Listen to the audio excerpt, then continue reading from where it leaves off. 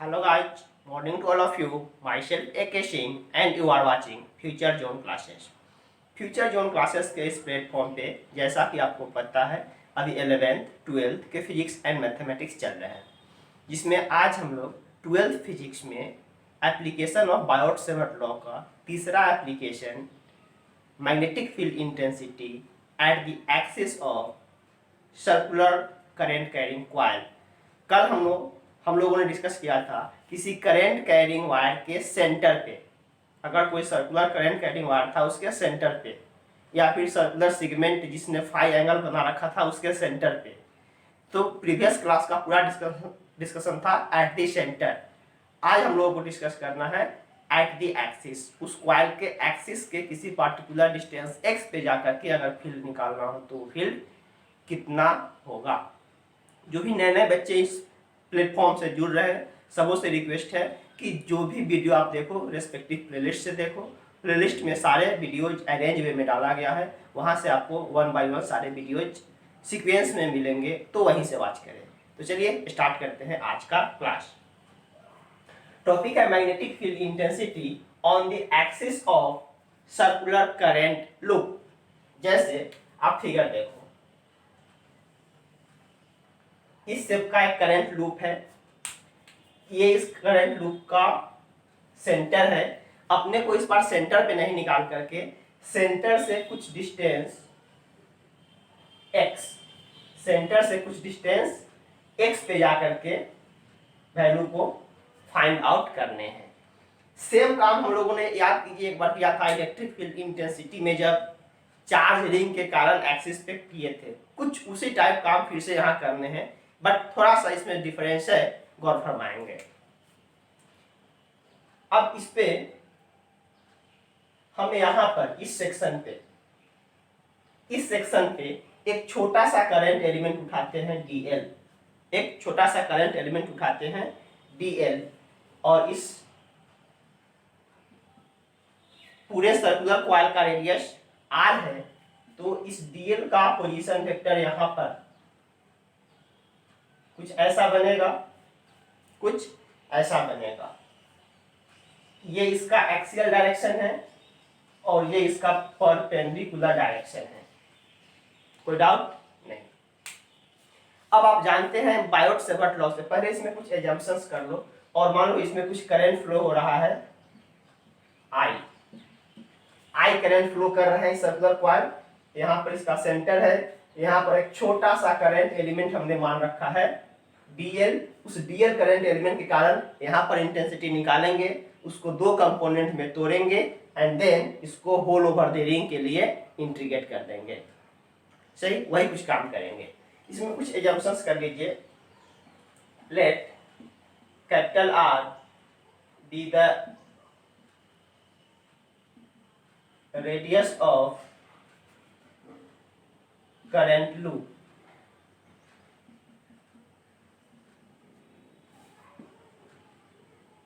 carry a current I. Let x is equals to axial distance,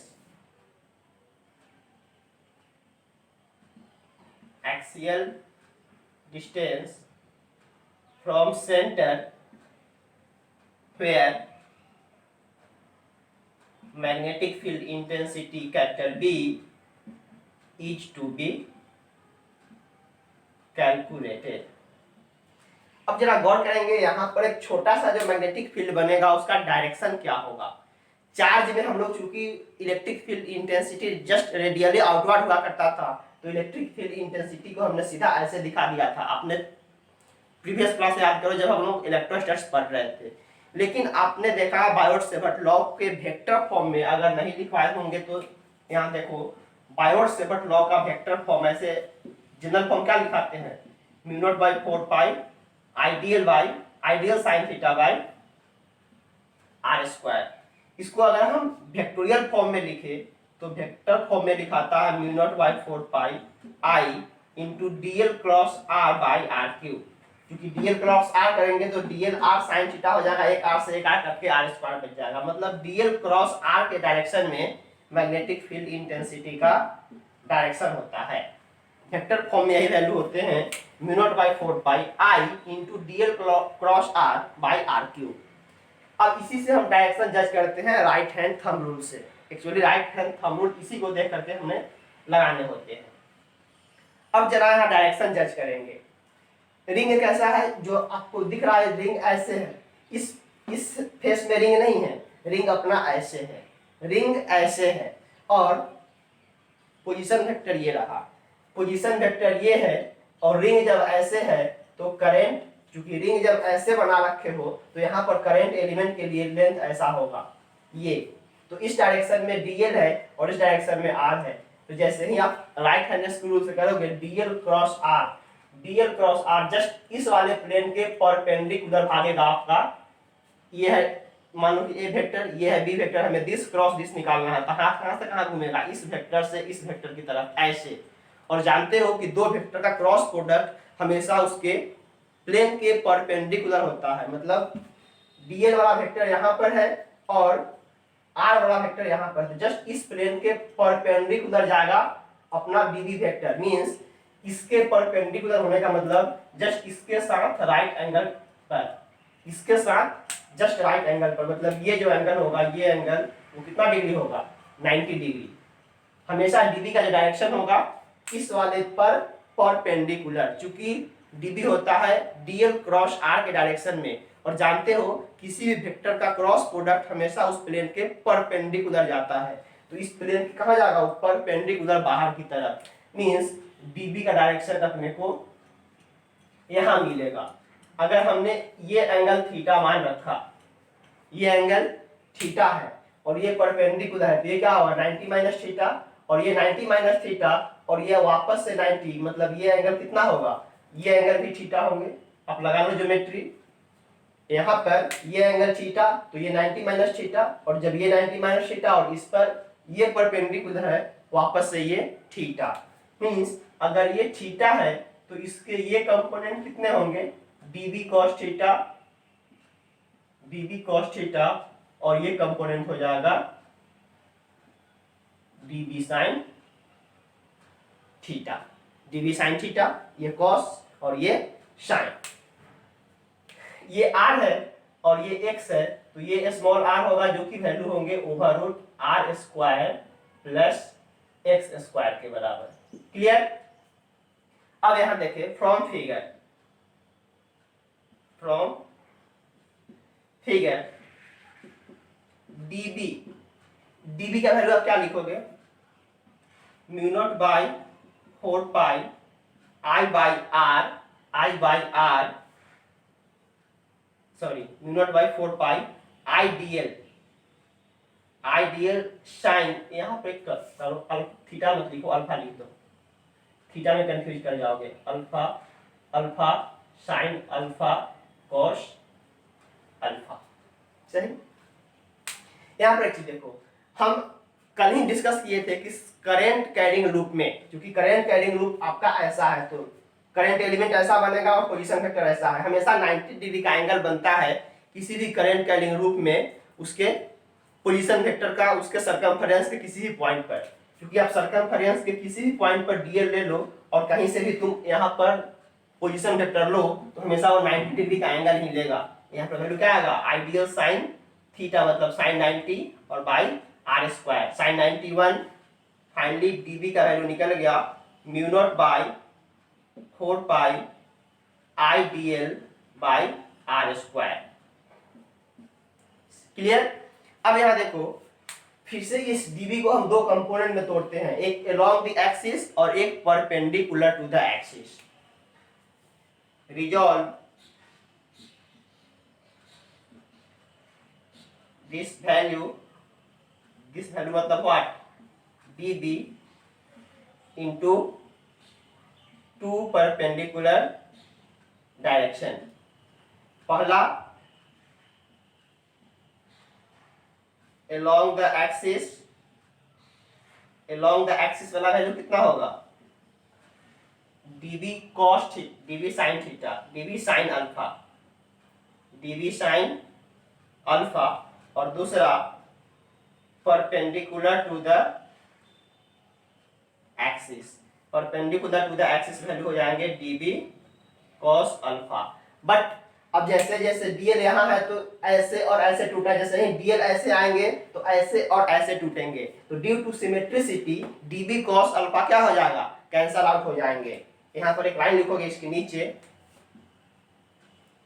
just इसके बाद आप लिखोगे, इसके बाद यहाँ पर हम नहीं जगह नहीं है, due to symmetry dB cos alpha cancel out.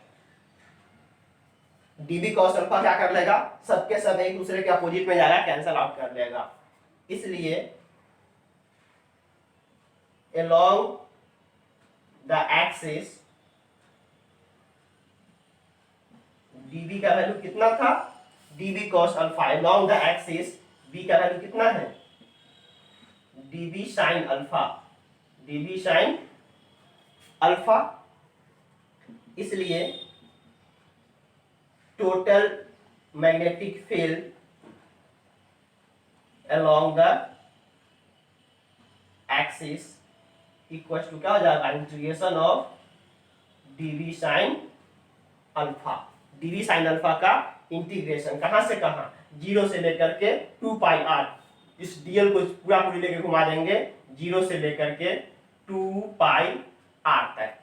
इसी इंटीग्रेशन का रिजल्ट क्या आएगा, अपने को फाइनल रिजल्ट मिल जाएगा। पहले इतना नोट करवाओ।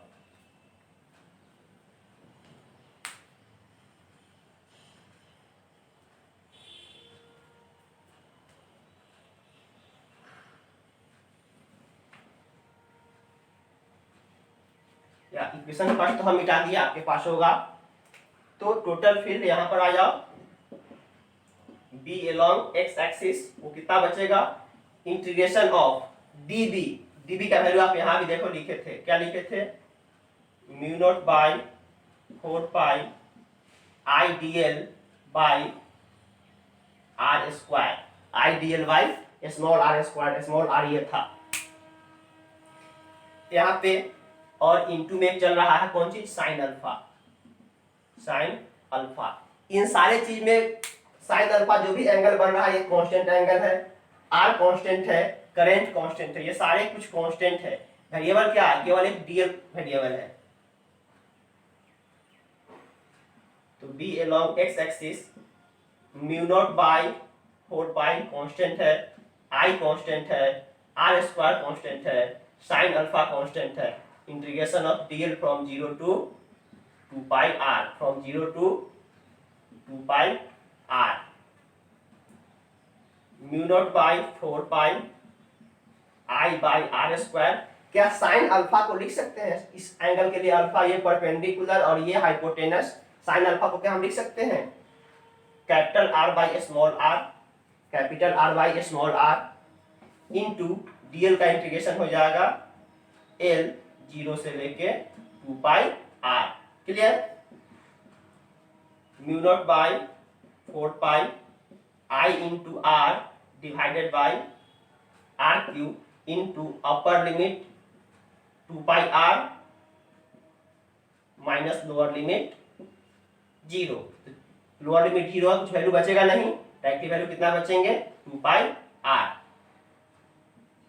तो mu not by 4 pi I R square into 2 pi by are cube, but R का वैल्यू कितना है, over root are square plus x square, value कितना हो जाए mu not by 4 pi I R square into 2 pi by are square plus x square का root मतलब power half, और इसका क्यूब था मतलब पावर 3/2। ये निकल गया बी अलोंग एक्स डायरेक्शन मतलब एक्सियल डायरेक्शन में। Mu not by 4 pi I R square into 2 pi divided by are square plus x square power 3/2। आपको मन करे तो 2 पाई से 2 पाई कट कर दे तो बचेगा mu naught I R square, 2 pi से 2 मरतबे कट जाएंगे, mu naught I R square by 2 into R square plus x square power 3/2। जो रिजल्ट अच्छा लगे आप याद रख सकते हो, बट यहाँ μ0/4 छोड़ने से क्या फायदा होगा कि पूरा अपने पास 10⁻⁻7 वैल्यू मिल जाएंगे। यहाँ पर μ0 का वैल्यू अपने को वापस उतना ही डालना पड़ेगा, 4π × 10⁻⁻7, कोई फायदा है नहीं। तो रिजल्ट इस फॉर्म में याद रखेंगे। ओके, नोट करें। अच्छा, ये चीज ड्यू टू सिंगल टर्न है, मतलब इस सर्कुलर कॉइल के एक टर्न पे जितना टर्न बढ़ाएंगे उतना गुना ये रिजल्ट भागते जाएगा। और ये रिजल्ट किस डायरेक्शन में है? Along the axis. ये डायरेक्शन है इसका अलोंग द एक्सिस। ऑलरेडी ये अलोंग द एक्सिस ही निकाल रहे हो। ये जो रिजल्ट होगा इधर होंगे along the axis.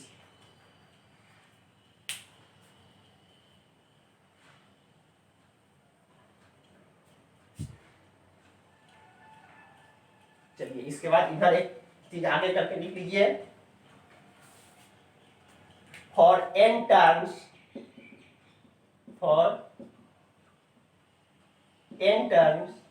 B along x direction क्या हो जाएगा? μ0/4π IR square into 2π divided by r square plus x square power 3/2 into extra एक मल्टीप्लाई होने वाला है n से। नंबर ऑफ टर्न, जितना टर्न लगाओगे उतना रिजल्ट उतना गुना भागते चला जाएगा। और ध्यान रहे ये टॉपिक जो आपको दिख रहा है ये एनसीईआरटी का टॉपिक है, तो मे भी एक्सप्रेशन पूछ ले एग्जाम में, थोड़ा गौर से देखेंगे। क्लियर? तो आज के लिए बस यही एक एक्सप्रेशन, इसको खुद से एक बार वीडियो पूरा देखिए, देन खुद से डिराइव करने की कोशिश करो कि इसमें है क्या। ज्यादा कुछ नहीं है, केवल फिगर में डायरेक्शनल दो चार थोड़ा सा लग रहा है कि कैसे कैसे कंपोनेंट तोड़ने हैं, कौन एंगल किधर कहाँ जाएगा, बस यही करने हैं। पूरे करें, इस पे न्यूमेरिकल्स लगा जो प्रॉब्लम होता है, फिर हम लोग नेक्स्ट क्लास में मिलेंगे। तब तक के लिए बाय।